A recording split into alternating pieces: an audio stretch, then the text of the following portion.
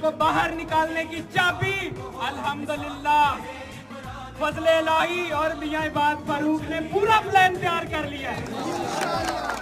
हम अपने कायद लीडर इमरान खान साहब की इस वक्त सिर्फ कॉल और उस दिन का इंतजार कर रहे हैं। खान साहब का हमें मैसेज है कि जिस दिन पैटर्न इन चीफ है वो अंदर से हमें ऑर्डर करेंगे, क्योंकि वो कुछ दिन रह गए, हम उनके इंतजार में हैं। खान साहब जब तक बाहर नहीं आते इंशाल्लाह नींद ना मियां इबाद फारूक को आएगी, ना किसी गैरतमंद शख्स को आ सकती है नींद। तो खान साहब को कौन कौन जेल से बाहर निकलवाना चाहते हैं? लाश उछल गई, पाकिस्तान इमरान खान, एक ही मकसद, एक ही नारा, बाहर निकालो खान हमारा।